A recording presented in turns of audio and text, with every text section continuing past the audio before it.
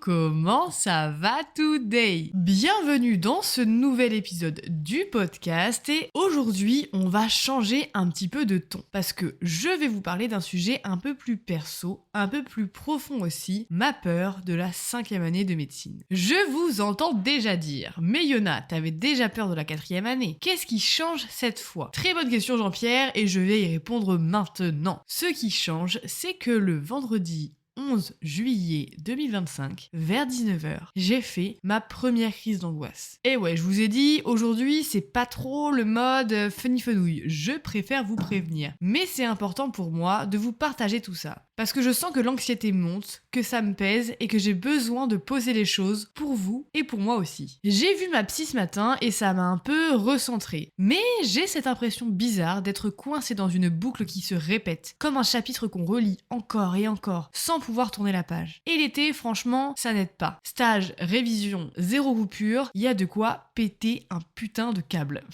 Je me demande parfois pourquoi je m'inflige tout ça. J'ai l'impression d'avancer en pilote automatique, de faire des choses sans vraiment les vivre comme un robot. Bref, aujourd'hui, je vous parle avec le cœur. Peut-être que j'oublierai des trucs en route, mais je vous parle comme si je parlais à une amie. Donc j'espère que ça vous plaira. Alors, prenez une grande inspiration, c'est parti.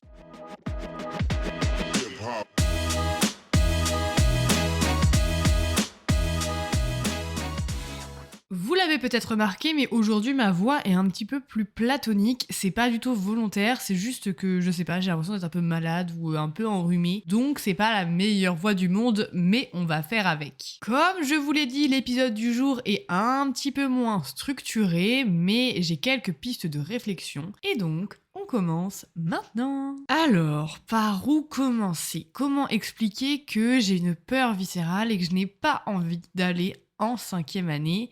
C'est assez compliqué comme ça de premier abord, alors on va remonter à toutes mes peurs. Je vais un peu vous expliquer toutes les peurs que j'ai et peut-être que ça va vous permettre de mieux comprendre ce qui me bloque. Tout d'abord, comme vous le savez, à cause de mon redoublement en L2, j'ai extrêmement peur de l'échec. J'ai peur d'échouer, j'ai peur de ne pas réussir et j'ai peur d'aller au rattrapage, voire même de louper mon année. J'ai peur de ne pas assez travailler, de ne pas assez bien travailler, de mal apprendre. Donc ça me stresse un petit peu, j'ai peur d'échouer. Le problème étant qu'en partie à cause de cette peur, eh bien je suis un petit peu tétanisée et j'ai du mal à avancer dans mes cours, dans ce que j'apprends, dans les QCM et tout ça. Je fais moins, voire beaucoup moins que ce que je suis censée faire, tout simplement parce que je suis bloquée par cette peur et ce n'est pas la seule. J'ai peur de ne jamais faire assez. Par exemple, dans une journée, si je travaille 5 heures, pour autant actuellement je n'arrive pas à travailler 5 heures, mais si je travaille 5 heures dans une journée alors que je n'arrive pas à travailler de base, et ben je vais me dire que c'est une journée de merde, que je n'ai pas assez travaillé, que j'aurais pu mieux travailler, que j'aurais pu plus en faire, que j'aurais pu aller plus loin dans les réflexions, que j'aurais pu mieux apprendre, que je connaissais pas assez mes cours. Ah là là, un tourbillon vraiment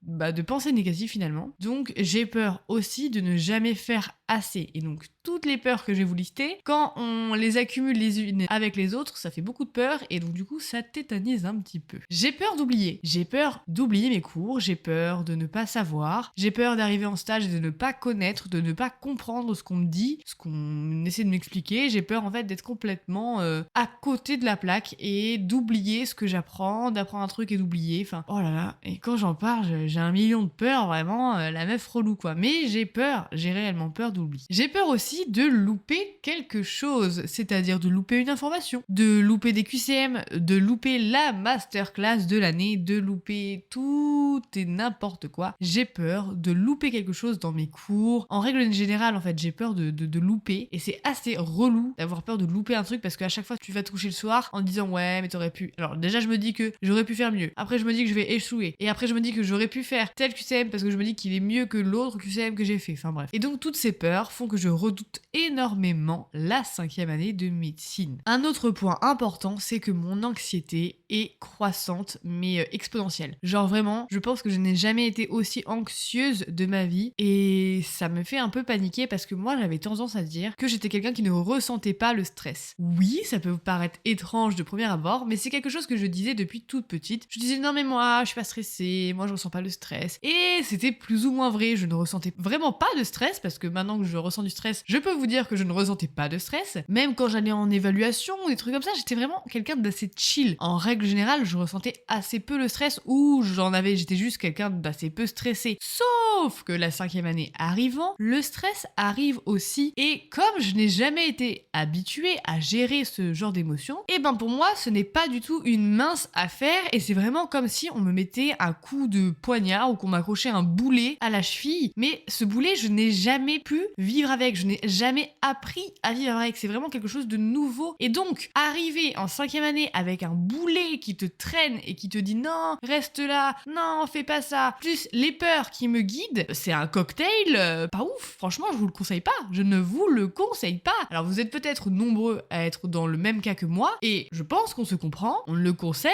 à personne. Et donc du coup j'ai compris que j'étais stressée et anxieuse à cause, grâce, entre guillemets, on peut peut-être dire grâce, à ma crise d'angoisse. Oui, j'ai fait ma première crise d'angoisse et c'est pas fun. Bon, vous allez me dire en même temps, une crise d'angoisse, est-ce que ça allait être fun? Je ne pense pas, Yona, merci de l'information. Oui, bah ça va, hein, on se calme, d'accord? Je vais donc vous l'expliquer en détail. Revenons au vendredi 11 juillet à 19h. J'étais allongée sur mon canapé, je regardais le plafond et d'un coup, c'est comme un nuage noir qui arrive dans ma vision. Mais vraiment, premier degré. Vous allez me dire, mais Yona, t'as halluciné? Oui, totalement. Il y a un nuage noir qui arrive dans ma vision périphérique et je le vois arriver au-dessus de moi. Et je sais pas comment vous dire, mais c'est comme un orage, c'est comme une tempête. Et là, je me suis retrouvée, mais tout ça c'est imaginaire, hein, parce que moi j'étais juste allongée sur mon canapé. Mais dans ma tête, je me suis retrouvée dans un tourbillon, c'est-à-dire qu'il y avait moi au milieu, et tout autour il y avait un tourbillon de pensées négatives, d'angoisse, d'anxiété, de tout ce que vous voulez, qui tournait autour de moi. Et tout était noir et j'arrivais pas à l'arrêter. Pour accompagner tout ça, j'ai commencé à pleurer beaucoup, à pleurer vraiment beaucoup, vraiment je pleurais mais on a l'impression que j'étais en train de canner quoi. Je pleurais un truc de ouf et au fur et à mesure du temps je n'arrivais plus à respirer. J'avais vraiment comme un poids sur la poitrine énorme, vraiment comme une sensation de crise cardiaque. Alors j'ai jamais eu de crise cardiaque, mais ce que je veux dire c'est que la sensation, souvent on décrit quelque chose qui sert comme un étau, et j'avais vraiment cette sensation à l'intérieur de moi et je savais que c'était une crise d'angoisse parce que heureusement pour moi, enfin heureusement, je suis en médecine comme peut-être beaucoup qui m'écoutent et donc du coup on a un peu des notions et on sait que une crise d'angoisse ça ressemble beaucoup à une crise cardiaque de premier abord. On a l'impression qu'on va mourir, sauf qu'on le sait, une crise d'angoisse ne tue pas. Voilà, c'est quelque chose d'unanime, une crise d'angoisse ne tue pas. Mais pour autant, ça te fait paniquer et t'as vraiment l'impression que tu vas clamser. Moi, je me souviens, comme dans ma tête, j'avais vraiment un personnage qui était moi, entouré de pensées négatives et d'un tourbillon de pensées qui tournaient autour de moi. Et moi qui pleurais, qui avait du mal à respirer et qui ressentait un poids dans la poitrine. C'était vraiment ça et c'était extrêmement désagréable. Et à un moment donné, je sais pas pourquoi, au bout de 2-3 minutes, je me suis dit, mais Yona, c'est pas la réalité. Yona, respire normalement, arrête de pleurer, c'est pas la réalité. Je me suis dit ça plusieurs fois et après ça s'est arrêté et j'ai compris que c'était pas la réalité. Mais vraiment, pendant au moins 2-3 bonnes minutes, j'étais dans le flux du truc et là, mais toutes les émotions sont parties. Un truc de ouf. Franchement, vu que c'était ma première crise d'angoisse, c'était vraiment une sensation mais trop bizarre. Et donc, c'est ce vendredi que j'ai pris conscience que mon anxiété était à son paroxysme, que je ne pouvais pas faire mieux. Et oui Yona, tu as atteint le palier maximal, bien joué. Et je me suis dit punaise. Non, je me suis pas dit punaise, je me suis dit putain, c'est la merde. Je me suis dit que j'étais vraiment dans la merde. Et je vais vous parler un petit peu de ce que j'ai raconté à la psy, enfin plutôt de ce qu'elle m'a expliqué, et c'est assez intéressant. Je vais pas vous expliquer toute la séance, parce que faut pas déconner non plus, mais ce point-là est intéressant, donc je me permets de vous le partager. Pour mieux comprendre, je vais essayer de faire une sorte de schéma mental, et je vais vous expliquer ça maintenant, vous allez voir, c'est très simple. Imaginez, vous avez une rivière, avec un petit lac, avec un peu de courant en bas, et vous êtes en haut d'une falaise. Et là, on vous dit que pour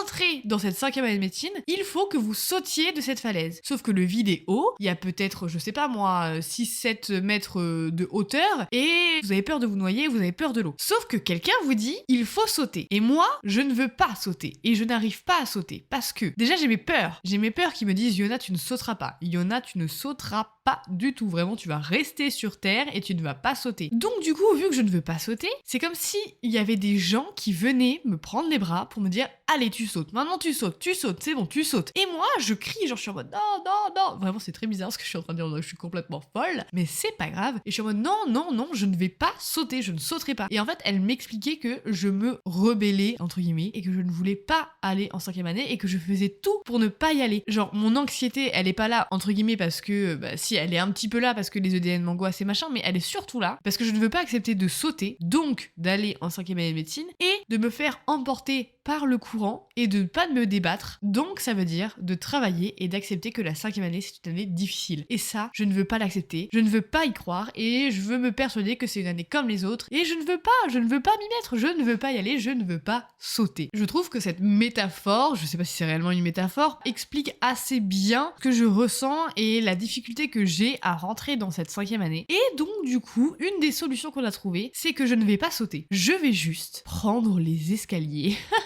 Et oui, parce que dans cette falaise, il y a des escaliers. Non mais imaginez que, par exemple, il y a un petit chemin escarpé où il faut monter, descendre, un peu s'agripper, un peu comme de l'escalade. Et ben c'est ce que je vais faire avant de sauter. C'est-à-dire que je vais diminuer la hauteur et la taille du saut pour avoir moins peur. Donc déjà, en gros, ce que ça veut dire trouver des solutions pour diminuer mes peurs, mes angoisses, trouver des subterfuges, trouver d'autres choses pour diminuer mes peurs. Une fois que j'ai diminué mes peurs, donc que je suis moins haute en termes de saut, et ben là, il faudra juste que je saute dans le grand bain et que je me dise, en fait, c'est bon, j'accepte de sauter et j'accepte de me laisser emporter par le courant et de me laisser emporter par le flux de la 5e année. Pour diminuer mes peurs, elle m'a proposé comme solution d'imaginer un espèce d'endroit avec une porte de sortie. Elle est en mode, vous voulez rester en médecine, vous voulez être médecin. Donc vous restez dans cet endroit parce que vous voulez faire médecine, mais vous savez qu'il y a une porte de sortie. Que si vous voulez la prendre, cette porte de sortie, vous pouvez la prendre. Les crises d'angoisse proviennent parce qu'on a l'impression qu'il n'y a pas de porte de sortie. Donc elle m'a dit, il faut que vous en créiez une dans votre tête, qui est toujours une porte de sortie, peu importe ce que vous faites, faut toujours qu'il y ait une porte de sortie, même si vous l'empruntez jamais, faut toujours qu'elle soit présente quoi. Donc c'est ce qu'elle m'a dit déjà, ayez une porte de sortie. Deuxièmement, une idée qui m'a parlé, c'est de faire une frise. Dans ma tête, je suis obnubilée par les EDN qui arrivent dans 15 mois ou 16 mois, mais 15 ou 16 mois. Je suis obnubilée par ça. Et c'est ça le problème, c'est que je vois trop loin.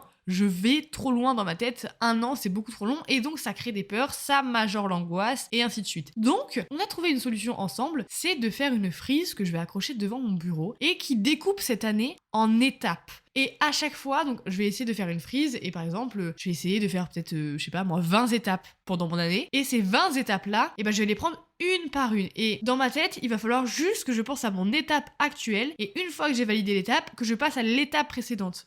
L'étape suivante, je dis n'importe quoi. Et après, je fais mon étape, je passe à l'étape suivante et ainsi de suite. Et pas regarder sur un long terme comme les 15 mois quoi, qui sont vraiment beaucoup trop longs. Donc je ne sais pas si ça vous aide, mais moi en tout cas je vais essayer de faire une frise et je trouve que c'est une très très bonne idée. Ce qui ne m'aide pas non plus, c'est que les matières du semestre que j'ai actuellement ne m'intéressent pas, mais alors pas du tout. J'ai de la neuro, de la rhumato, de l'ortho, du pili, enfin infectieux quoi. J'ai ORL, ophtalmo, un peu de pédia, un peu d'urgence et de la dermato. Et vraiment, ce semestre ne m'intéresse pas, mais alors pas du tout, c'est le pire semestre des 4 semestres d'externat que j'ai, en tout cas pour voir les cours, et ce semestre, mais une angoisse.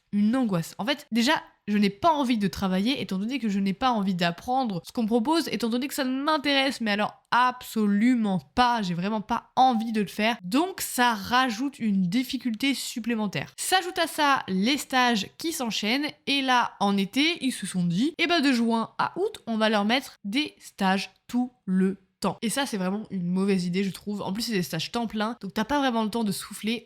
Heureusement pour moi, j'ai un stage planque pour le premier stage, vraiment banger fois 1000, mais pour le deuxième stage que j'ai en août, enfin là qui commence lundi d'ailleurs, c'est pas du tout un stage planque. C'est un stage en médecine interne et il faut savoir qu'ils nous demandent de venir les samedis matins. Bon, pas tous, faut qu'on fasse des rotations, mais il faut au moins qu'il y ait un externe le samedi matin. Mais ça va ou quoi? Ils nous demandent d'assurer les lendemains de garde, c'est-à-dire qu'ils nous demandent de s'arranger entre nous pour qu'on assure les lendemains de garde des autres. En fait non, c'est non. Ils nous demandent de faire un bilan patient, enfin un dossier patient quoi, de présenter le patient un mercredi, un vendredi, ils nous font des évaluations sémiologiques et tout, enfin bref, je pense que je vais apprendre plein de trucs et ça c'est le côté positif. Par contre, c'est un stage qui a l'air tellement prenant et ça c'est le côté négatif parce qu'on est en août en fait. Voilà, on est juste en août, on est juste en été, tout le monde est à la plage et toi tu fais quoi? Des dossiers patients. Pardon, je m'énerve. Donc bon, voilà. C'est un mélange en fait, un petit cocktail, mais au top du top quoi. Franchement, je vous le conseille, mais vraiment, j'adore quoi. Heureusement pour nous, toute l'année, donc toute la 5e année, on a que des stages mi-temps, donc des stages à 50%. Donc ça c'est vraiment cool parce que du coup on va peut-être pouvoir travailler un petit peu plus à côté et tout. Enfin, peut-être pas travailler, mais on va aussi pouvoir se reposer et tout. Enfin bref, ça m'arrange énormément d'avoir des stages à 50%. Par contre, le stage temps plein en médecine interne en été, ça m'arrange pas du tout. Ça c'est vraiment pas du tout quoi. Et pour finir, il y a deux choses qui n'ont pas réellement à voir avec la médecine, mais qui majorent mon angoisse. C'est déjà le fait que je suis assez rigide. Je laisse peu de place à l'imprévu ou au feeling et c'est assez compliqué du coup pour moi de savoir comment faire et comment bien faire parce que je suis trop rigide en fait. Je suis super rigide. J'ai trop d'attentes envers moi-même. Je me pense toujours trop nulle, trop pas assez. Et donc du coup, ça me met une pression énorme et ça rajoute du stress étant donné que je suis jamais contente de ce que je fais et que je suis trop rigide dans ce que je fais. Tout ce que je fais n'est jamais assez bien et c'est vraiment chiant. Donc je travaille beaucoup dessus avec la psy, mais du coup ça me met des bâtons dans les roues, mais des bâtons, c'est pas des petits bâtons, c'est des troncs d'arbres. D'accord? Ça me met un punaise de tronc d'arbre dans les roues et c'est vraiment très chiant. Désolée, je pars avec le nez. Je crois que j'ai un rhume. On est en été et j'ai un rhume. Comment ça en fait? Et autre truc qui n'a rien, mais alors rien à voir avec la médecine, c'est le fait que la vie actuellement m'angoisse parce que je vois des gens autour de moi qui se marient. Je vois des gens autour de moi qui achètent une maison. Je vois des gens autour de moi qui vont avoir un enfant. Il y a ma famille, parce que ma famille est assez traditionnelle, qui me dit alors Yola, tu vas te marier quand? Alors Yola, t'auras quand un enfant? Mais je suis en mode mais en fait je mange encore des chocs à pic devant Dora l'exploratrice. Qu'est-ce que tu me parles d'enfant? C'est moi l'enfant, j'ai déjà un chien. Wow, et calmos l'ami. Il me parle de baraque et tout. Mais ça va pas ou quoi là? Mais pas du tout en fait, pas du tout. Ils veulent que je me marie, mais ça va pas non plus.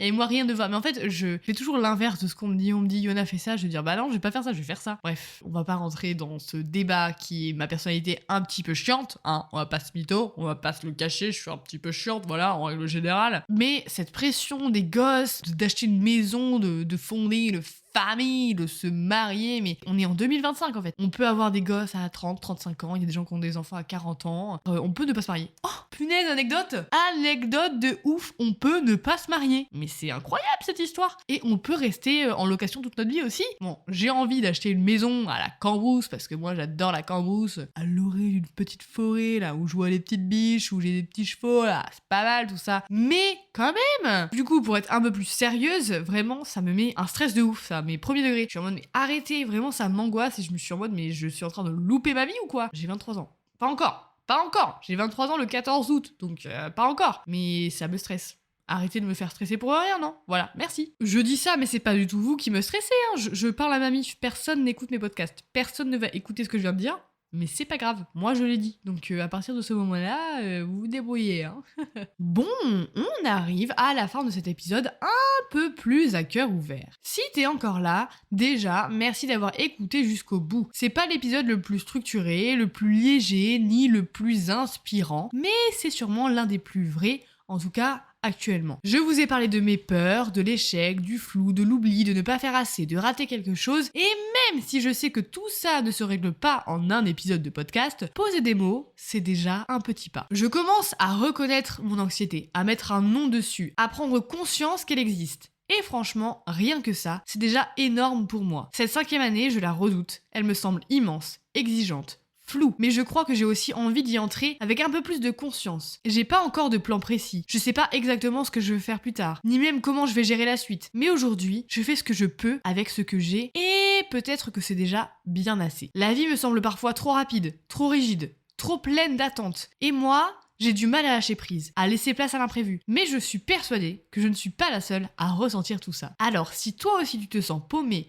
fatigué, en mode pilote automatique, tu n'es pas seul et on est plusieurs à ramer en silence. Merci encore d'avoir été là. On se retrouve très vite pour un nouvel épisode, peut-être un peu plus léger ou peut-être pas, on verra. Si vous avez la moindre question ou si vous voulez échanger, n'hésitez pas à m'envoyer un message sur le compte Insta medstudi-8 podcast. Je serai ravie de parler avec vous. En tout cas, moi, je vous laisse. Je vous dis à dimanche prochain. Portez-vous bien. Ciao!